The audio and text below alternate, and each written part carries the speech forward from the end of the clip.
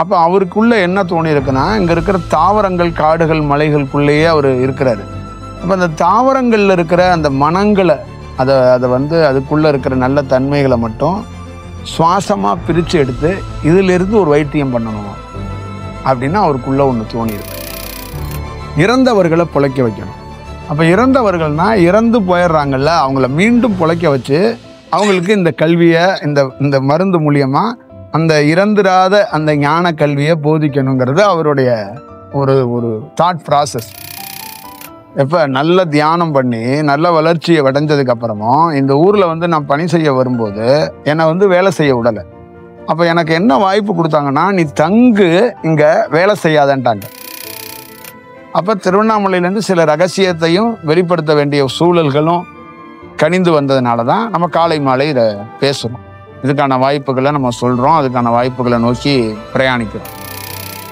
சந்திரக்கலையும் சூரியக்கலையும் இணைவது அவ்வளோ சாமானியம் கிடையாது. அப்போ சந்திரனும் சூரியனும் திருமணம் பண்ணிக்கிறதே அதிசயம். அப்போ 2 பேரும் சேர்ந்தாங்கன்னா இந்த உலகம் நன்மை அடையும், இந்த உலகம் பெரிய வெளிச்சம் பெறும், இந்த உலகத்துக்கு பெரிய மாற்றம் வரும். சூரியனை குறிப்பிட்ட நேரத்தில் தான் ரசிக்கலாம், காலையிலையோ மாலையிலையோ. எல்லா நேரத்துலையும் சூரியனை ரசிச்சிட முடியாது.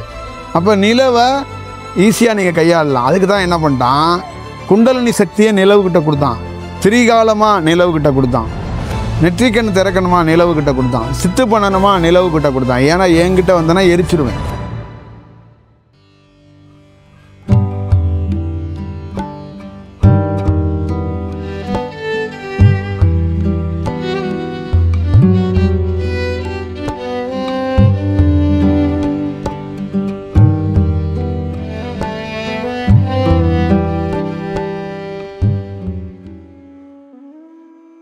ஒரு சமீப கால நாட்களில் நான் வந்து நிகழ்த்துகிற உரைகள் எல்லாமே ரகசியத்தோட விஷயத்தை தான் நான் உரையாக நிகழ்த்திக்கிட்டேன். இதெல்லாம் பெரிய ரகசியம். ஒரு ஞானிகளுடைய முனிவர்கள் அந்த மாதிரி சொல்லக்கூடிய அவங்களுடைய தேவ ரகசியம் சொல்லுவாங்கல்ல, அந்த தேவ ரகசியத்தை தான் நான் வந்து உரையாக நிகழ்த்திக்கிட்டு இருக்கேன். இப்போ வர்ற என்னுடைய உரைகள் எல்லாமே தேவ ரகசியம்தான். இது வந்து நான் தான் மீண்டும் சொல்கிற மாதிரி, நீங்கள் மக்கள் வந்து இந்த மாதிரி அனுபவத்தை பெற போகிறாங்கங்கிறதுக்கு முன்னாடி தேவர்களுக்குள்ள இருக்கிற அந்த தேவர்கள்னு சொல்லக்கூடிய உயர்ந்த அந்த அலைவரிசையாக இருக்கக்கூடிய அதோடைய ரகசியங்களை நாங்கள் எப்படி இருப்போம், நாங்கள் எப்படி செயல்படுவோங்கிறத காட்டி கொடுக்குறாங்க உலகத்துக்கு. நீங்கள் ஒன்று செயல்படுறீங்கல்ல, நீங்கள் ஒரு ஆக்சஸ் பண்ணி ஒரு வேலை செய்கிறீங்கல்ல, இந்த பூமியில் அண்ட சராசரத்தில் கீழே எல்லா வேலை செய்கிறீங்கல்ல, அது மாதிரி இல்லை, நாங்கள் ஒரிஜினலாக எங்களுடைய பணி எப்படி இருக்கும் அப்படிங்கிறதுக்கான ஒரு செயல்பாடுகளை செய்கிறாங்க. ஒரு வண்டு எப்படி தேனை போய் எடுக்குதோ அதே மாதிரி ஒரு முனிவர் இருந்திருக்கிறார். முனிவர்னா அலைவரிசை, இந்த மாதிரி உருவமா இல்லாம ஒரு முனிவர் இருந்திருக்கிறார். அவர் என்ன பண்ணியிருக்கிறாருன்னா, அவருடைய நீண்ட நாட்கள் வந்து அவருடைய ஆராய்ச்சி தவத்துல அலைவரிசையா இருக்கிறாரு. அந்த அலைவரிசையில் என்ன பண்றாருன்னா பூலோகத்துல வந்திருக்கிறார். அப்ப பூலோகத்துல வந்து அவர் அலைவரிசையா தான் இருக்கிறார். அவர் வந்து அவர் தீவிரமான அலைவரிசை. அப்ப அவருக்குள்ள என்ன தோணி இருக்குன்னா, இங்க இருக்கிற தாவரங்கள், காடுகள், மலைகளுக்குள்ளேயே அவர் இருக்கிறாரு. இப்போ அந்த தாவரங்களில் இருக்கிற அந்த மனங்களை, அதை வந்து அதுக்குள்ளே இருக்கிற நல்ல தன்மைகளை மட்டும் சுவாசமாக பிரித்து எடுத்து இதிலிருந்து ஒரு வைத்தியம் பண்ணணும் அப்படின்னு அவருக்குள்ள ஒன்று தோணியிருக்கு. அப்படித்தான் நீங்கள் வந்து போகர் அப்படின்னு சொல்லக்கூடிய அப்படிங்கிறதுல, அது போகர் அப்படிங்கிறவர் ஒரு அவருடைய பெயர் இல்லை, அவருடைய கலையோட பெயர் போகர். அவர் பண்ணியது வந்து நீராவி தத்துவத்தில் ஒரு ஆண் பெண்ணாக சந்திரக்கலையும் சூரியக்கலையும் அவர் வந்து பயன்படுத்தியது தான் அவருடைய கலைக்கான பெயர் தான். அவர் பதஞ்சலியோட யோக சூத்திரத்தோட பதஞ்சலியோடைய இன்னொரு வெர்ஷன்ல ஆதிசேஷனுடைய இன்னொரு வடிவத்துக்குரியவர் தான் அந்த முனிவர். அவர் வந்து பல நாள் வந்து வண்டுகள் எப்படி போய் ஒரு மலர்ல இருக்கிற அந்த மனதை மட்டும் அதை மட்டும் உறிஞ்சிட்டு வருதோ, அது மாதிரி அவர் என்ன பண்றாருன்னா, இங்க இருக்கிற எல்லா தாவரத்துக்குள்ள இருக்கிறதையும் அவர் ஒரு வேப்பம் இருக்குல்ல, அதுல பூவுல ஒரு மனம் இருக்கு, அதை அவர் எடுக்கிறார். பூவுல ஒரு மனம் இருக்கு, அதை எடுக்கிறார். இந்த மாதிரி கண்ணுக்கு தெரியாத 1000, 10,000, லட்சக்கணக்கான தாவரங்கள்ல இருந்து அதை எடுத்து சேகரித்து இவர் உடலுக்குள்ள வச்சுக்கிட்டு மருந்து இல்லாத வைத்தியம் செய்யணும் அப்படிங்கிறது அவருடைய பணி. அவர் தீவிரமான அலைவரிசை. அவருக்குள்ள என்ன ஒரு புதுமையா ஒன்று தோணி இருக்குன்னா, இந்த மாதிரி தாவரங்கள்லாம் உருவாயிருச்சு இல்லை, இதுல இருந்து ஒன்று எடுக்கணும், இதுல இருந்து ஒன்று வேலை செய்யணும்னு அவருக்குள்ள ஒரு தாக்கம். இந்த மூலிகை வைத்தியங்கிறதுக்கான ஒரு செயல்பாடுகள்ல இதுல இருந்து ஒண்ணு எடுத்து ஒரு வேலை செய்யணும். அது மட்டும் இல்லாம அவரு இறந்தவர்களை பொழைக்க வைக்கணும். அப்ப இறந்தவர்கள்னா இறந்து போயிடுறாங்கல்ல, அவங்கள மீண்டும் பொழைக்க வச்சு அவங்களுக்கு இந்த கல்வியை இந்த மருந்து மூலியமா அவங்க இறந்துடாம இருக்கிறதுக்கு அந்த இறந்துடாத அந்த ஞான கல்வியை போதிக்கணுங்கிறது அவருடைய ஒரு ஒரு தாட் ப்ராசஸ், ஒரு ப்ராசஸா இருந்திருக்கு. இந்த மாதிரி செய்யணும்னு. அப்ப அவரு எவ்வளோ முயற்சி செய்தும் அந்த தாவரங்கள்ல இருக்கிற எல்லாத்தையும் சேகரிச்சுட்டாரு. ஆனா அவரால் பணி செய்ய முடியல. அந்த கால சூழல்கள் அந்த அந்த அலைவரிசையா இருக்குல்ல, பூமியோட அலைவரிசையில இவர் பணி செய்யறதுக்கு இடையூறு நிறைய இருக்கு. அதான் புத்தகத்துல எழுதுல போகர்னு ஒருத்தர் இந்த மாதிரி சட்டத்தை மீறி ஒரு வேலை செய்யறாரு, செத்தவனை காப்பாற்ற போறேன்னு சுத்துறாரு, போறாரு வர்றாருன்னு குறியீடா எழுதியிருக்கிறாங்கல்ல. அது அப்படி இல்லாம இந்த அண்ட சராசரமே அந்த மாதிரி ஒருத்தர் வேலை செய்யறதுக்கு முடியல, ஒரே அதிர்வலைகளா இருக்கு. அப்போ அவரால் முடியாத பட்சத்தில் அவர் என்ன பண்ணார்னா, தன்னுடைய கற்றுக்கிட்ட அந்த கலையிலேருந்து, சந்திரக்கலையிலேருந்து, சூரிய கலையிலேருந்து பயன்படுத்தி மீண்டும் அந்த போகத்தையே பயன்படுத்தி அதே சக்தியை வச்சு அதுக்குள்ளிருந்து ஒரு சிலையை உருவாக்குனார். அந்த சிலை தான் பழனியில் இருக்கிற சிலை. அந்த சிலையை தான் இருந்து செய்ய முடியாததை இந்த சிலை அவர் என்னன்னா இருக்குல்ல, அது எதுவுமே இல்லாமல் ஒரு சமாதி நிலையில் அந்த சிலை இருந்து ஒரு பணி செய்யும். இப்போ தண்டாயுதபாணி சிலையே சமாதி தான். சமாதியில் ஒருத்தரை வச்சிடுறீங்கல்ல, அந்த மாதிரி தண்டாயுதபாணி சிலை சமாதியில் உணர்வற்ற நிலையில் இருக்கிற ஒரு வடிவத்தில் இருக்கு. அது முழுக்க ஆதிசேஷனால பதஞ்சலியால் உருவாக்கப்பட்டது. இப்போ பதஞ்சலி 2 வடிவத்தில் 2 பொருளை உருவாக்குனார். ஒன்று வைத்தியத்துக்காக பழனியில் இருக்கிற தண்டாயுதபாணியை தன்னை போலேயே உருவாக்குனார். தான் இருந்து பணி செய்ய முடியலை, இப்போ என்ன இருந்து பணி செய்ய முடியலன்னு சொல்லிட்டீங்கல்ல, என்னுடைய கலை எப்படிப்பட்டது, நான் எப்படியாப்பட்ட நுட்பமான ஆளுங்கிறத நீங்கள் தெரிஞ்சுக்கணுங்கிறதுக்காகன்னு தானே இங்கிருந்து பணி செய்கிற மாதிரி அந்த சிலையை கொண்டாந்து வச்சுட்டாரு. இதுதான் ஒரு ஆச்சரியத்துக்குரிய. இங்கே வச்சுட்டு திருப்பதியில் இருக்கிற ஏழுமலையாரும் அவரால் உருவாக்கப்பட்டது தான். அது அவரு தான். அதுவும் அதை வேற வடிவத்துக்குள்ள, ஒரு செயல் வடிவத்துக்குள்ள அங்கே செல்வம் சார்ந்து வேற மாதிரி ஒரு செழிக்கிறதுக்காக, இங்கு உடல் சார்ந்து மனம் சார்ந்து செழிக்கிறதுக்கான ஒரு விஷயம், வாழ்க்கை செழிப்பதற்காக அங்கே ஒரு செயலையும் அதுதான் உருவாக்கினார். இந்த 2 வடிவமும் துல்லியமாக அவரால் உருவாக்கப்பட்ட, அவரால் தோற்றி வைக்கப்பட்ட செயல் தான் அந்த செயல். அப்போ தண்டாயுதபாணி சிலைகள் ஒரு முழுக்க ஒரு ஞான ஒரு செயல்பாடுகளுக்குள்ள இருக்கிற செயல். அப்போ அங்கே ஒரு முக்கியமான நிறைய பேர்கள் ஒரு காலகட்டத்தில் படையெடுத்து போயிருக்காங்க, ஞானத்தை தேடி இருக்காங்கல்ல, துறவிகள் மனிதர்களாக இருக்கிறாங்கல்ல. அவங்க எல்லாருமே எங்க இருப்பிடமா இருந்திருக்கிறாங்கன்னா பழனியை தான் இருப்பிடமா இருந்திருக்கிறாங்க. பழனியை சார்ந்து பழனியை சுற்றி தான் அவங்க இருந்திருக்கிறாங்க. 100கணக்கான பேர் அந்த பழனியில தியானத்திலே அவங்க சமாதி நிலையா, அந்த சமாதிங்கிறதுல தன்னையே மறந்து போய் அந்த உடலை அப்படியே வச்சுட்டு உட்கார்ந்துருக்காங்க, உடலை விட்டுருக்காங்க அப்படின்னு ஒரு செயல் வடிவம் இருக்கு. ஆனா இது எல்லாமே நான் சொல்லப்படுறது எல்லாமே எந்த புத்தகத்திலேருந்தோ குறிப்புலேருந்தோ சொல்லலை. நமக்கு அங்கே இந்த சந்திரக்கலை சூரியக்கலையிலேருந்து இந்த காற்றோடைய தாக்கத்தில் அங்கே நடந்த செயல்களை இந்த காற்றே நம்மக்கிட்ட வெளிப்படுத்துது. அப்படிதான் அதுலேருந்து நம்ம சொல்கிறோமே நம்ம மற்ற மாதிரி ஒரு புத்தகத்தில் ஏடுலேருந்து இருக்கிறத எனக்கு ஒன்று நம்ம அதை வாசிச்சிருக்கிறோம், அதை நம்ம பார்த்துருக்குறோம், நமக்கு ஒன்று தெரியுது அப்படிங்கிறதெல்லாம் சொல்லப்படலை. இது முற்றிலுமாக அது புரிந்து கொள்ளணும். அப்போ அவருடைய நோக்கம் அவர் பணி செய்யணுங்கிறது அவருடைய ஒரு விருப்பமாக ஒரு செயலாக இருந்துச்சு. அது நிறைவேறாத அந்த காலகட்டத்தில் எனக்கே தெரியும். இப்போ நாமளே இருக்கிறோம்னா திருவண்ணாமலையில் நான் ஆரம்பத்தில் பணி செய்ய இந்த ஊரில் முடியலை. இந்த ஊருக்கு நான் ஒரு 7-8 முறை திரும்பி போயிட்டேன். எப்போ நல்ல தியானம் பண்ணி நல்ல வளர்ச்சியை அடைஞ்சதுக்கு அப்புறமும் இந்த ஊரில் நான் பணி செய்ய வரும்போது என்னை வேலை செய்ய விடலை. அப்போ எனக்கு என்ன வாய்ப்பு கொடுத்தாங்கன்னா, நீ தங்கு, இங்க வேலை செய்யாதன்ட்டாங்க. நீ இங்க தங்கு, ஆனா பணி செய்யாத, தமிழ்நாடு முழுக்க எல்லா ஊர்லயும் போய் பணி செய்ய, திருவண்ணாமலையில பணி செய்யாத அப்படின்ட்டாங்க. ஒரு ஸ்டேஜில் அதையும் தாண்டி என்ன பண்ணிட்டாங்கன்னா திருவண்ணாமலைக்கே வராதன்ட்டாங்க. அப்ப நான் ஒரு சில மாதங்கள் திருவண்ணாமலைக்கே வராம இருந்தேன். ஒரு வீடு இங்க வாடகைக்கு எடுத்துட்டேன். வாடகைக்கு எடுத்து 6 மாசம் அந்த வீடு, 4-5 மாசம் அந்த வீடு பூட்டி தான் இருந்துச்சு. நான் வரவே இல்லை. தினந்தோறும் அந்த வீட்டுக்கு அந்த பராமரிக்கிறவங்க பண்ணிக்காங்களே, நான் வரல. அப்ப என்னன்னா எனக்கு அதுக்கான சூழல் அமையல. அப்ப எனக்கு உள்ள அங்க வெளியில இருக்கிற எல்லா வேலையும் முடிச்சுட்டு ஒரு நாள் திடீர்னு நான் திருச்சியில பொன்மலையில தான் இந்த இடம் அமைக்கணும். இப்ப இங்க இருக்கிற இந்த வீடு, இந்த தியானத்துக்கான விஷயமோ, உணவு கூடமோ, இந்த உணவு இங்க கொடுக்கறதுல திருச்சிக்கும் தஞ்சாவூருக்கும் இடைப்பட்ட இடத்துல தான் நான் அமைக்கணும். திருச்சியில தான் அமைக்கணும். அப்ப அந்த பொன்மலை பக்கத்துல ஒரு இடம் இந்த மாதிரி வச்சு நம்ம ஒரு பணி செய்யணும் அப்படின்னு முடிவெல்லாம் பண்ணி எல்லாம் கன்ஃபார்ம் ஆயிடுச்சு. ஆனா அங்க அந்த இடத்த கடைசி நிமிடத்துல ஒரு சரியான விஷயத்துக்கு எடுத்துட்டு வர்றதுக்கு வாய்ப்புகள் குறைவா இருந்துச்சு. அப்ப உடனே என்னன்னா திருப்பியும் திருவண்ணாமலையிலே இருந்து இந்த பணியை நம்ம செஞ்சிட முடியும் அப்படின்னு ஒரு வாய்ப்புகள் வரும்போது திருவண்ணாமலையை ஒரு நல்ல சூழலுக்கு மாத்திரலாம். இப்ப நீங்க திருவண்ணாமலைக்கே போய் பணி செய்யுங்க, என்னோட தான் நான் திருவண்ணாமலைக்கு திருப்பி வரேன். அப்ப அங்க பொன்மலையில செய்ய முடியாத பணியை ஒண்ணு இந்த டிராவல்ல நானே செய்வேன், இல்லைன்னா என் பின்னால வர்ற யாரோ ஒரு மாணவர் கண்டிப்பாக ஒரு பெரிய ஒரு இடம் பொன்மலையில நம் பெயர் சம்பந்தமா நம்மளுடைய வடிவத்துல இயங்கும். யாரோ ஒரு மாணவனே அந்த இடத்த உருவாக்கிடுவான். ஏன்னா தீவிரமான என்னுடைய அலைவரிசையை அந்த பகுதியில விட்டுருக்கேன். அது அவ்வளவு சாமானியமா போகாது. அது ஒரு பெரிய ஒரு சொல்லுவாங்கல்ல, ஒரு சாம்ராஜ்யத்தை உருவாக்காம விடாது. அதனால அங்க ஒரு சாம்ராஜ்யம் உருவாகும்.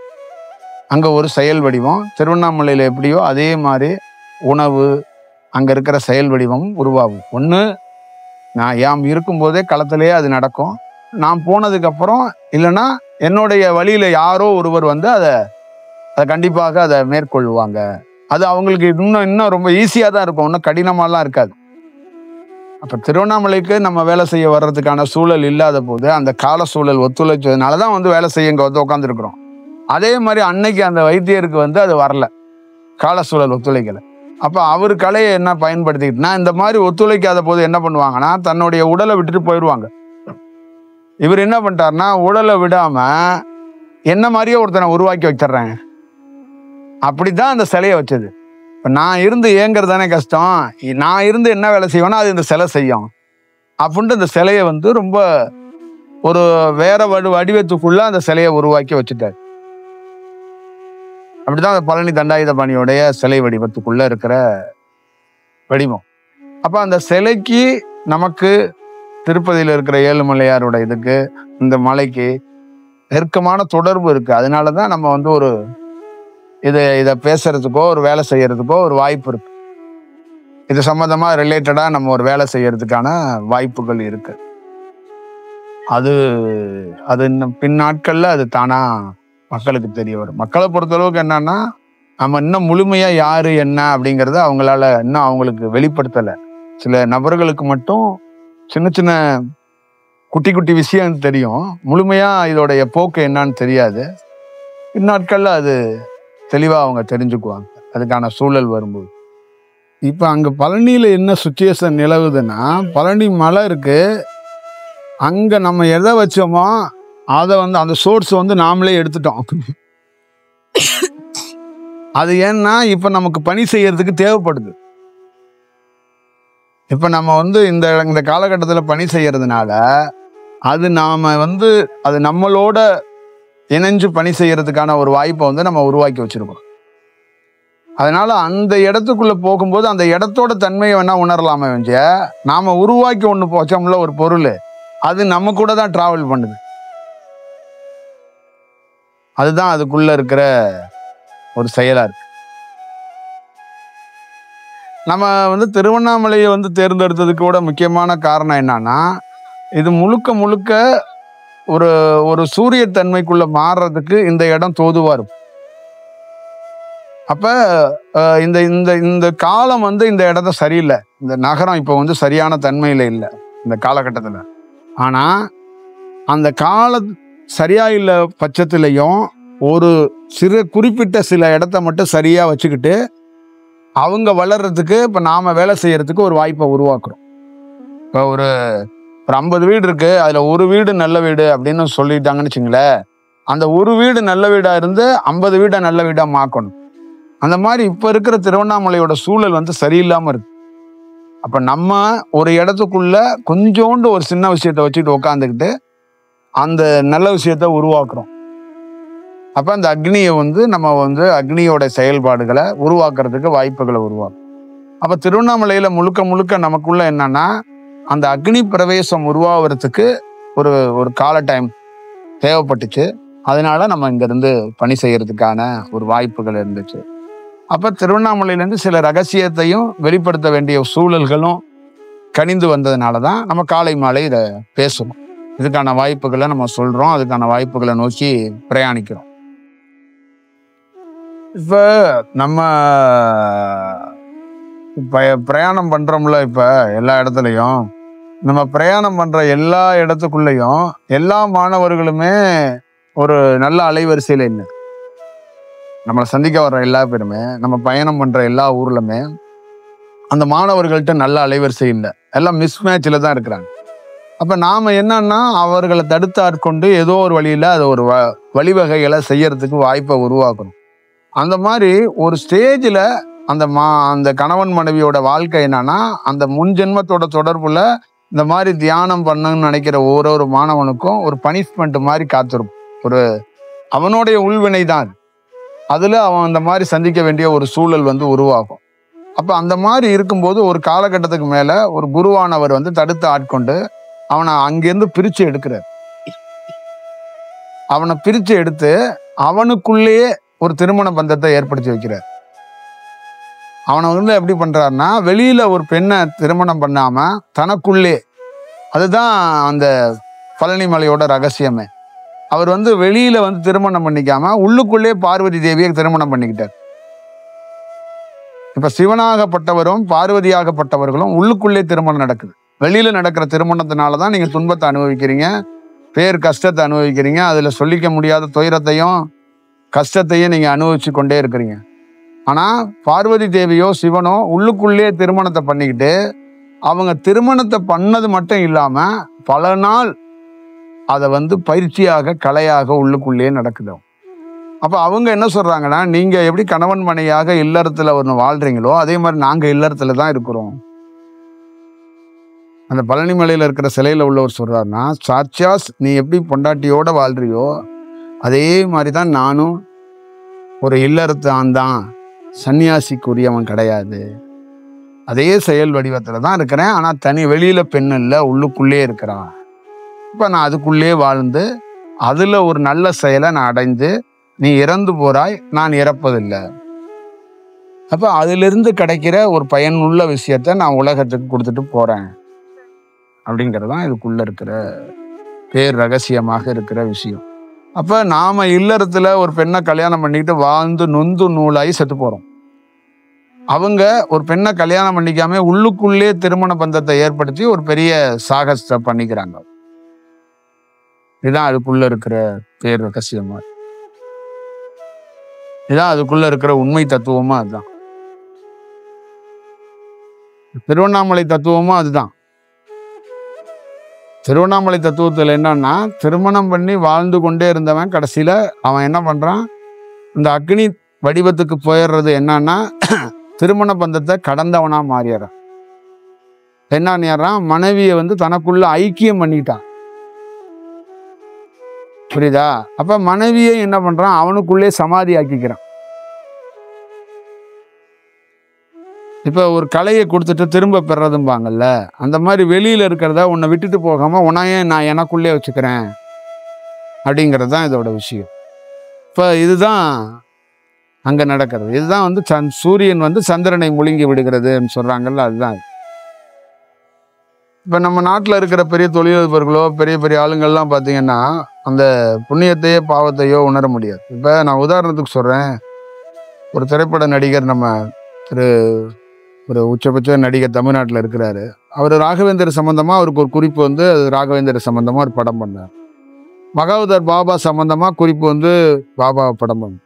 தமிழ்நாட்டிலே உலகத்திலே நிறைய பேருக்கு ராகவேந்தரையோ மகாவதார் பாபா சம்பந்தமா அவருக்கு ஒரு நிறைய பேர் வந்து அவருடைய ஃபாலோவர்ஸ் வந்துங்க அவங்களும் இவரை பின்பற்றதுக்கு போனாங்க, வந்தாங்க. இப்போ அவருடைய பொறுத்தளவுக்கு என்னன்னா, தமிழ்நாட்டிலேயே இந்தியாவிலேயே உலகத்திலேயே நிறைய பேருக்கு மகாவதார் பாபாவையோ ராகவேந்திரரையோ பல மக்களுக்கு காட்டி கொடுக்கறதுக்கு நான் ஒரு வடிவமாக இருந்தேன்னு கூட அவர் நினைக்கிறாரு. அவங்களும் அதை நினைக்கிறாங்க. ஆனா அதோட உண்மை தத்துவம் அது இல்லை. அதோட உண்மை தத்துவம் என்னன்னா, ராகவேந்திரர் மகாவதார் பாபாவோட தொடர்புக்குரிய ஆளு நீ அப்படிங்கிறத அவங்க வந்து வெளிப்படுத்தினாங்க இவர்கிட்ட. நீயும் நமக்குரிய ஆளு தாப்பா, அந்த பயணத்துக்குரிய ஆளு, நீ நம்ம கூட வரக்கூடிய ஆள் தான் அப்படிங்கிறத அவருக்கு உணர்த்துறாங்க. அப்ப அதை யாரெல்லாம் பார்க்குறாங்களோ நீயும் நமக்குரிய ஆள் தான், இன்ன வரைக்கும் தெரியாம இருந்துச்சு நீ நம்ம ஆளுன்னு, இந்த இந்த இந்த படம் பார்த்தோம்னா நீ வந்து உனக்கு பிடிச்சி போச்சுன்னு சொல்றல்ல, உனக்கு பிடிச்செல்லாம் போகல, நீயும் நமக்குரிய ஆளு தான். இப்போ இந்த 2 பேருமே என்னன்னு கேட்டிங்கன்னா, ஒன்று விளம்பரம், எது அந்த படம், அந்த படத்தை எடுத்தவர் நடித்தவர் ஒரு விளம்பரம், அந்த விளம்பரத்தை பார்க்குறவ ஒரு நபர் இருக்காங்கல்ல இவங்க. அப்போ விளம்பரமும் அதுக்குரிய விஷயந்தான், அதை பார்க்குறவனும் அதுக்குரிய விஷயந்தான்.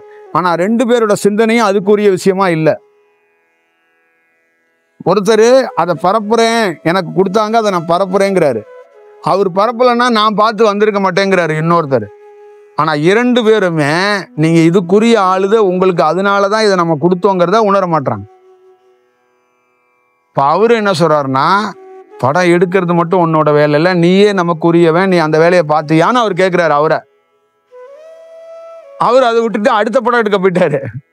இப்போ இந்த விளம்பரத்தை ஒருத்தன் பார்த்தால, நீயே நமக்கு உரிய ஆளு தான், அதனால தான் ஒன்றை பார்க்க வச்சேன், இத்தனை கோடி ஜனங்க இருக்கும்போது சில நபர்களை தான் பார்க்க வச்சேன், ஏன் பார்க்க வச்சேன்னா நீ நமக்கு உரிய ஆளு அப்படின்னா நான் காட்டுறேன், நீயும் வந்து விட்டுட்டு அடுத்த படத்தை பார்க்க போயிட்ட. அப்போ இது வந்து உங்களுக்குள்ள அது நான் உணர்த்தியும் உணராமல் நீங்கள் வாழ்றீங்க. இப்போ உணர்த்தியும் உணராமல் வாழ்றது ஒரு ஒரு ரகம் இருக்கு, புரியுங்களா? அப்போ அந்த மாதிரி ஆட்களை என்ன பண்ணுறதுன்னா, ஏதாவது ஒரு பனிஷ்மெண்ட்டில் போட்டு வறுமையிலையோ இல்லை நோய் நொடியை போட்டும்போது மொத்தமாக தொழில் எல்லாத்தையும் திறந்துட்டு வருவாங்க. இதுதான் அதோடைய ரகசியம். எல்லாம் வரமாட்டாங்க. இப்போ முழு நோய் கொடுத்துட்டு வச்சுருந்தீங்களே, நீங்கள் எந்த தொழிலில் போய் செய்வீங்க? உங்கள் கூட இருக்கிறவங்கலாம் ஓடி போயிடுவாங்க, புரியுதுங்களா? பணம் கொடுத்தா தான் டாக்டரே வருவார். அப்போ என்ன, உங்களுக்கு ஒரே ஒருத்தன் ஆறுதலாக எவன் இருப்பானா, கடவுள் மட்டும்தான் இருப்பான். நீங்கள் எவன்ட்டையாவது ஒரு சுகத்தை உங்களோட கஷ்டத்தை பரிமாறணும்னா அது இறைவனாக மட்டும்தான் இருக்க முடியும். அப்போ நீ வந்து புண்ணிய கர்மாவிலேருந்து பாவ கர்மாவிலேருந்து விடுபட்டுறதுக்கு ஒரு வாய்ப்பு உருவாக்கப்படுகிறது. அங்கே முழு நேரமும் நீ இறைவனை நினைக்கிறதுக்கோ இறைவன் பாதையில் போகிறதுக்கோ ஒரு வாய்ப்பு உருவாக்கப்படும். அப்போ பேர் இன்பமும் பேர் சந்தோஷமும் மனித வாழ்க்கையில் எவன் அனுபவிக்கிறானோ அவன் இறை பக்கமே வரமாட்டான், வரவே மாட்டாங்க. அவன் சும்மா சாமி கும்பிடுவான். ஃபார்முலாவுக்கு வெள்ளிக்கிழமை செவ்வாய்க்கிழமை அந்த மாதிரி சாமி கும்பிட்றது, பிரதோஷம் போகிறது, சும்மா அப்படி ஒரு ஒரு ஒரு ஏதோ ஒரு பயணத்துக்குள்ளே ஏதோ ஒன்று பண்ணிக்கிட்டு கிடப்பான். ஆனால் அவனுக்குள்ள என்னைக்கு ஒரு பெரிய ஒரு விபத்தை சந்திக்கிறானோ அவன் எல்லா வாழ்க்கையிலேருந்து விடுபட்டு இறைவனை கதின்னு வந்துடுவான். அப்போ அவன் முழுமையாக அந்த கஷ்டத்தோட கஷ்டமாக இருந்து உணர்வான். அப்போ அவர் பல்வேறுபட்ட விஷயத்தில் கஷ்டத்தை கொடுக்காமையே இவன் உணர்றதுக்கு வாய்ப்புகள் அவர் கொடுத்து பார்த்தாரு. ஆனால் அவன் வந்து அதை யூஸ் பண்ணிக்கல. அப்போ வேற வழி இல்லாமல் இந்த மாதிரி ஒரு சூழலை அவர் தேர்ந்தெடுக்க வேண்டிய ஒரு சூழலுக்கு ஆயிடுச்சு. இதுதான் அதோடைய சாரம். தன்னை மறந்தால்தான் அலைவரிசை உங்களுக்குள்ள குடியிருக்க முடியும். அப்போ தன்னை மறக்காத போது உங்களுக்குள்ள குடியிருக்க முடியாது. இப்போ தன்னை மறந்துட்டதுனால எப்பொழுதும் எனக்குள்ளே குடியிருக்கு. அப்போ அது தன்னை மறக்கிற மாதிரி ஒரு சூழலை அந்த உடலை உருவாக்கிடுச்சு. இப்போ இந்த உடலுக்குள்ளே வந்துட்டு போகிறதுல அதுக்கு ஒன்றும் ஆட்சேபனையோ கஷ்டமோ இல்லை. இப்போ உங்கள் உடலுக்குள்ளே அது வந்துட்டு போகிறதுல ஆட்சேபனையும் இருக்குது, கஷ்டமும் இருக்குது. அப்போ தன்னை மறந்த மாதிரி ஒரு சூழல் 10 நிமிஷம் 20 நிமிஷம் இருக்கும்போது அது எவ்வளோ மணி நேரம் உள்ளே இருக்கோ அவ்வளோ மணி நேரம் அந்த உடலில் மாற்றம் நடக்கும். அப்போ தியானங்கிறது என்னன்னா, உனக்குள்ள நீ எவ்வளோ நேரம் உன்னை மறக்கிற மாதிரி ஒரு சூழல் உருவாக்கும் போது உனக்குள்ள ஒரு அலைவரிசை இருந்து அந்த இருக்கிற அந்த டைமை வந்து அது உன் உடலை வந்து ஒரு சரி செய்யறதுக்காக ஒரு வாய்ப்பை உருவாக்கி காட்டு. அந்த மாதிரி பல மணி நேரம் குடியிருக்கணும் அப்படிங்கிறது. அதனால தான் ஒரு யுகம் உருவாகிற மாதிரி ஒருத்தர் வந்து உருவாகிறதுங்கிறாங்க. அப்போ என்னன்னா அது பல மணி நேரம் மட்டும் இல்லை, பல நாட்கள் வந்து உன்னோடைய குடியிருக்கணும். அப்போதான் இந்த உடலுடைய தேகம் தன்மைகள் மாறும் அப்படிங்கிறாங்க. ஏன்னா சந்திரக்கலை சூரியக்கலை வந்து இணைப்புங்கிறது அவ்வளோ சாமானியமானது கிடையாது. ஏன்னா ரெண்டும் பவர்ஃபுல்லான ஒரு டிவைஸ். அப்படி ஒரு பவர்ஃபுல்லான டிவைஸ் ரெண்டும் இணையும் போது 2 பிரகாசமான செயல் ஒன்று சேருகிற போது அது வேற ஒரு வடிவம். இந்த உலகத்துல நீங்க ஒரு கொண்டாட்டமா கணவன் மனைவி வாழ்க்கையோ முதல் இரவையோ இந்த எல்லாத்தையும் குழந்தையோ எல்லாத்தையும் வச்சுக்கிறீங்கல்ல, அந்த மாதிரி இந்த ரெண்டு ஒரு பெரிய பிரகாசமான ரெண்டு ஒளி இணையிறதுங்கிறது உடல் தாங்கிறது ரொம்ப கடினமான சூழல். அப்ப பல ஆண்டுகள் அவங்க ரெண்டு பேரும் சந்திச்சுக்குவாங்க, இணைவாங்க. ஆனா மெர்ஜ் ஆகிறது பல ஆண்டுகள் ஆகுங்கிறாங்க. நீங்க நல்லா ஞாபகம் வச்சுக்கணும், சந்திரனும் சூரியனும் கலையாக ரெண்டு பிரகாசமான ஒளி சந்திக்கிறாங்க. சந்திப்பு நிகழும் போதே தியானம் வேற மாதிரி மாறிடுது. சந்தித்தவங்க ரெண்டு பேரும் இணையணும், இணையறதுக்கான சூழல் அமைய மாட்டுது. அப்ப இணையறதுக்காக போராடிக்கிட்டே இருக்கிறாங்க. அதுதான் நீங்க தியானம் பண்ணிக்கிட்டே இருக்கிறது. அப்ப இணைக்கும் போது இணையறதுக்கு ஒரு சூழல் கிட்ட இணைஞ்சிடுறாங்க. ஆனா திருப்திகரமாக இணைய முடியாது. அப்ப ஒரு சுமாரான ஒரு இணைப்பு தான் நடக்குது. அடுத்தது ஒரு திருப்திகரமான இணைப்பு இருக்கு. அதே மாதிரி ஒரு 1000 முறை 10,000 முறை 1,00,000 முறை இணைந்துகிட்டே இருக்கிறாங்க. புரியுதுங்களா? அதை தான் அவன் சொல்றான், உள்ளுக்குள்ளேயே நானும் என் மனைவியின் திருமணம் பண்ணி இணைந்தே வாழ்றோம் அப்படிங்கிறது தான் பார்வதி. அதுதான் ஒரு நாடிய ஒரு சுவாசத்தை வச்சுட்டான். அதுலேருந்து ஒரு வருஷம் தான் நீங்க கல்யாணம் பண்ணிட்டு வெளியில வாழ்றது. புரியுதுங்களா? அதுலேருந்து ஒரு வருஷம் தான் தாலி, மெட்டி, கொலுசு, நீங்க அமி மிதிச்சு அருங்கதை பார்த்து அர்ச்சகை போட்டு இதெல்லாம் சொல்றீங்கல்ல, இதுக்கெல்லாம் விஷயமே அங்க. அப்ப அவன் என்ன சொல்றான், பார்வதியோட சிவனோட திருமணத்துக்கு தேவர்கள் முனிவர்கள் எல்லாம் வாழ்த்துனாங்க, எல்லாம் செஞ்சாங்கன்னா எதுக்குன்னா சந்திரக்கலையும் சூரியக்கலையும் இணைவது அவ்வளோ சாமானியம் கிடையாது. அப்ப சந்திரனும் சூரியனும் திருமணம் பண்ணிக்கிறதே அதிசயம். அப்ப ரெண்டு பேரும் சேர்ந்தாங்கன்னா இந்த உலகம் நன்மை அடையும், இந்த உலகம் பெரிய வெளிச்சம் பெறும், இந்த உலகத்துக்கு பெரிய மாற்றம் வரும். அப்போ உங்க திருமணத்துக்கு எப்படி உற்றார் உறவினர்கள்லாம் கூடி நின்று உங்களை வாழ்த்தி ஒரு செயல் செய்கிறாங்களோ, அதே மாதிரி ஒரு ஒளியாக உயிராக இருக்கக்கூடிய அனைத்தும் நீங்க இணைஞ்சிங்கன்னா எங்களை மாதிரி லட்சக்கணக்கான உயிர் துளிகள் உருவாகும் உங்களால அப்படின்னு அவங்கெல்லாம் ஆவலோட காத்துக்கிட்டு இருக்காங்க அந்த செயலை. அப்ப அவர் பல நாள் இணைகிறாங்க. இணைந்து இணைந்து இணைந்து இணைந்து ஒரு நாள் விடுபட்டு போயிடுறான் கணவன் மனைவியாக வாழ்க்கையில. இணைந்தவங்க ஒரு நாள் விடுபடவே இல்லை. புரியுதா? ஒரு நாள் என்ன பண்ணிட்டாங்க, ரொம்ப உத்தமி பத்துமி கண்ணகின்னு சொல்லுவாங்கல்ல, அந்த கண்ணகிங்கிறத பார்வதி நிரூபித்துட்டா. ஏன்னா அவங்க கணவரோடய போய் ஐக்கியமாயிட்டா. தன்னை வெளியில வச்சுக்காம உள்ளே கொடுத்துட்டா. அப்ப உள்ளே மெர்ஜ் ஆயிட்டா. அப்ப அவர் ஒரு அண்டகோடி இன்னும் பிரகாசமாயிட்டார். புரியுதுங்களா? அப்ப பிரகாசமானவர் என்ன பண்ணாருன்னா தன்னுடைய பிரகாசத்திலிருந்தே தன்னுடைய மனைவிய நிலவா வெளியில அனுப்புறாரு. அதுவும் எப்படி, நெருப்பு தன்மையில நிலவா வெளியில அனுப்புறாரு. ஒரு சாதாரண பார்வதியாக உள்ள போனவங்க, ஒளியா போனவங்க நெருப்பா வெளியில வர்றாங்க அவங்க. இதுதான் மதுரையில் இருக்கிற தத்துவம், கண்ணகி தத்துவம் இருக்குல்ல. கண்ணகின்னு ஒருத்தவங்க இருக்கிறாங்க, மதுரையை எரிச்சாங்கல்ல. மதுரையெல்லாம் அவங்க எரிக்கல, சிவனுக்குள்ள சாட்சாஸ் நம்ம பணி செய்யும் போது அங்க பெரிய புராணம் இருக்குல்ல, அந்த சிவனுக்குள்ள பார்வதி போய் கண்ணகி போய் இணைஞ்சாங்க. அப்ப கண்ணகி போய் இறைஞ்சோன்னா கண்ணகி யாருன்னா பத்தினி. உள்ள இணைந்தோடனே அவங்க மீண்டும் அவங்க உள்ள இணைஞ்சோன்னா தீ மதுரையே பத்தி எரியுது, ஒரு மதுரையே நெருப்பு அக்னி ஜுவாலை. அப்ப மீண்டும் அவங்க என்ன பண்றாங்க, ஒரு அக்னியா நெருப்பா வெளியில வர்றாங்க. அவங்க எங்க உட்கார்றாங்க, தேனியில அந்த கண்ணகி மலைன்னு ஒரு மலை இருக்காங்க குமுளிக்கு பக்கத்துல, அங்க போய் அவங்க போய் ஐக்கியமாகுது. அப்பாங்கன்னா அந்த அலைவரிசை அங்க போய் ஐக்கியமாகுது.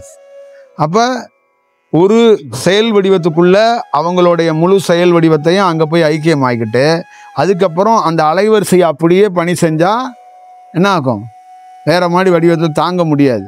அப்ப அதுலேருந்து இன்னொரு வருஷம்னா மீனாட்சியா கன்வெர்ட் ஆகுறாங்க. அப்ப சாந்த ரூபினியா, அதுக்கு தான் நிலவு எடுக்கிறது. அப்ப நிலவை ரசிக்கலாம், பார்க்கலாம். சூரியனை ரசிக்க முடியாது, பார்க்க முடியாது. சூரியனை குறிப்பிட்ட நேரத்தில் தான் ரசிக்கலாம், காலையிலையோ மாலையிலையோ. எல்லா நேரத்துலையும் சூரியனை ரசிச்சிட முடியாது. சூரியனை கையாளுறது ரொம்ப கடினம். அப்போ நிலவை ஈஸியாக நீங்கள் கையாளலாம். அதுக்கு தான் என்ன பண்ணிட்டான், குண்டலினி சக்தியை நிலவுகிட்ட கொடுத்தான், திரிகாலமாக நிலவுகிட்ட கொடுத்தான். நெற்றிக்கண் திறக்கணுமா, நிலவு கிட்ட கொடுத்தான். சித்து பண்ணணுமா, நிலவு கிட்ட கொடுத்தான். ஏன்னா என்கிட்ட வந்தனா எரிச்சிருவேன். அப்ப இந்த பணியெல்லாம் யார் பார்த்தா? தனக்குள்ளே இணைந்து கொண்ட பார்வதி தேவியே இதை வந்து முழுமையா இந்த உலகத்தில் இருக்கிற அனைத்து சித்து, அனைத்து இறை சம்பந்தமான அனைத்து செயல்களையும் அவளே பார்த்தாள். இதுதான் திருக்கடையூர்ல இருக்கிற அபிராமி, காசியில் இருக்கிற விசாலாட்சி, காமாட்சி, அதில் இருக்கிற வராகி, இவங்க எல்லாருமே இந்த செயல் வடிவத்துக்குள்ளே தான் இருப்பாங்க. அப்போ கண்ணகி, பார்வதி, வாழை பரமேஸ்வரி இவங்க வடிவம்தான் முருகன், மகாவதர் பாபா, இந்த இவர் நம்ம இந்த இந்த வடிவத்தில் இருக்கிற பதஞ்சலி, இவங்க எல்லாருமே அந்த பெண் தத்துவத்துக்குள்ளே இருந்து தான் வருவாங்க. அப்போ இவங்கெல்லாம் என்னன்னா பார்வதி குலத்திலிருந்து தான் வருவாங்க. அப்போ பார்வதி குலம் அப்படிங்கிறது அந்த பார்வதி குலத்திலேருந்து வந்தாலும் அவங்க முழுமையாக அந்த சிவத்தன்மையை அடைந்தவங்க. குலம் பார்வதி குலம், ஆனால் அவங்க அடைந்தது சிவத்தன்மையை அடைந்தாங்க. அப்போ நீங்கள் சூரியனுக்குள்ள கலக்கப்படாமல் இங்கே நீங்கள் எந்த வேலையும் செய்ய முடியாது. புரியுதுங்களா? அதுதான் அதோட விஷயம். அப்போ சூரியன் எப்படி இருக்கிறாருன்னா அவர் ஏதுமற்றதா இருக்கிறாரு. நீ எல்லா வேலையும் நீ பார்த்துக்க, நான் ஒன்றும் இல்லாதவன், எப்பயாவது வருவேன். நான் வந்து அவர் என்ன போதிப்பாரு? தேவி வந்து பேர் சொல்லி போதிப்பாங்க. தேவியோட பரம்பரையில வர்றவங்க பேர் வச்சு விட்டுருவாங்க. பதஞ்சலி, ஆதிசேஷன், பெருமாள், முருகர், விநாயகர், அந்த மாதிரி பேர் வச்சிருவாங்க. அந்த சிவனுடைய அந்த சூரியன்ல இருக்கும்போது பேரே இருக்காது. ஒன்றும் இல்லாதது, வெட்டவெளி, மனம் இல்லாதது, உடல் இல்லாதது, உணர்வு இல்லாதது, இந்த மாதிரி அவங்க. அப்ப ஏன்னா அந்த நெருப்புக்கிட்ட எந்த பொருளை போட்டாலும் எரிச்சுக்கிடும். ஆமா. அப்ப அங்க என்னன்னா நீ எதையுமே அங்க பண்ண முடியாது. அப்ப பண்றதுக்குன்னு ஒரு இடம் தான் பார்வதி தேவி வச்சான். புரியுதுங்களா? இதுதான் இதோடைய ஒரு முக்கியமான செயல் வடிவம். அப்ப இந்த வடிவத்தை வச்சுதான் அவங்களுடைய செயல்பாடுகள் இருக்கு. இப்ப எல்லா கோவில்கள்லையும் சிவன் வைத்து பார்வதியை வைத்ததா, பராசக்தியை வைத்ததா, இங்கேயும் சிவனை வைத்து உண்ணாமலை தேவின்னு ஒண்ணு வச்சது என்னன்னா அதுதான் வேலை பார்க்கும். இவர் ஒண்ணும் இல்லாம இருப்பாரு, பணி அவங்க செஞ்சுக்குவாங்க, இவர் பின்னாடி ஒண்ணும் இல்லாம இருப்பார். இப்போ ஒரு பணியை முடிச்சுட்டு அவன் எங்க போவானா ஒண்ணும் இல்லாத இடத்துக்கு தான் போகணும். அது எப்போ அந்த வாய்ப்புகள் உருவாக்கப்படும் அப்படிங்கிறது ஒரு ஒரு விஷயமா இருக்கும். அப்போ புராணத்தில் எழுதப்பட்டிருக்க கதைப்படி என்ன இருக்குன்னா, பார்வதி தேவி கொண்டு தகப்பனாரை அறிமுகம் பண்ணி வைப்பாங்க. நம்ம ஊர்ல வந்து கண்டவங்க அப்பா அப்படின்னு அம்மா சொல்லி தான் தெரியும்னு சொல்லுவாங்கல்ல, அந்த மாதிரி பார்வதி தேவி வந்து சிவன்கிட்ட கூட்டிட்டு போவாங்க அப்படின்னு ஒரு கதை இருக்கு. அப்போ அவங்க என்ன பண்ணுவாங்கன்னா சிவன்கிட்டே கொண்டு விட்டுருவாங்க. அப்படின்னா அங்கே சிவன்கிட்ட நீ போயிட்டேன்னா ஒன்றும் இல்லாத தன்மைக்கு நீ ஆயிடுவ. அப்படிதான் இங்க வந்து சொல்லப்பட்டிருக்கிற உண்மை தத்துவம். ஆனா பார்வதி தேவிய சிவன் தாங்கிறதையும் நீங்க உணர்ந்துக்கணும். ஏன்னா எப்பொழுது சூரியனோடு ஒரு பொருள் கலக்கப்படுதோ அது சூரியனா தான் இருக்கும். அந்த பார்வதியோட தன்மையினால அது வேறப்படுது. இப்ப இந்த உடல் இருக்கு, இந்த உடலுக்குள்ள இருக்கிற அலைவரிசை ஒரு அலைவரிசை, வெளியே இந்த உடலுக்குன்னு ஒரு தன்மை இருக்குல்ல. இப்ப இந்த உடல் தன்மை தான் பார்வதின்னு வச்சுக்கணும் நீங்க. இந்த அலைவரிசை தீவிரமான ஒரு செயல். அப்ப ஒரு நிலவு அது வந்து அதோடைய தன்மைக்குள்ள அந்த நிலவு வெளிப்படுது. ஆனா அதுக்குள்ள இருக்கிறது சூரிய தன்மையும் இருக்கு. இதுதான் அதுக்குள்ள இருக்கிற அந்த குரு பரம்பரை, குரு விஷயம், இப்படிதான் இதோடைய செயல் வடிவமா இருக்கு. அப்ப இந்த பெண் தோற்றம், ஆண் தோற்றமெல்லாம் ஆண் பெண்களை ஆணா இருக்கிறவங்களும் பெண்ணா மாறுறாங்க, பெண்ணா இருக்கிறவங்களும் ஆணா வர்றாங்க. அப்ப பார்வதி குலத்தில் இருக்கிறவங்க நிறைய பேர் ஆணா பிறந்திருக்கிறாங்க, நிறைய பேர் பெண்ணாவும் பிறந்திருக்கிறாங்க. புரியுதுங்களா? இப்ப பதஞ்சலி ஆணாவும் பிறக்கலாம், பெண்ணாவும் பிறக்கலாம். முருகன் ஆணாவும் பிறக்கலாம், பெண்ணாவும் பிறக்கலாம். இப்ப நீங்க பார்வதி குலத்திலேருந்து ஆணாவும் வந்திருக்கிறீங்க, பெண்ணாவும் வந்திருக்கு. அவ்வளவுதான் இதுக்குள்ள இருக்கிற செயல் வடிவம்.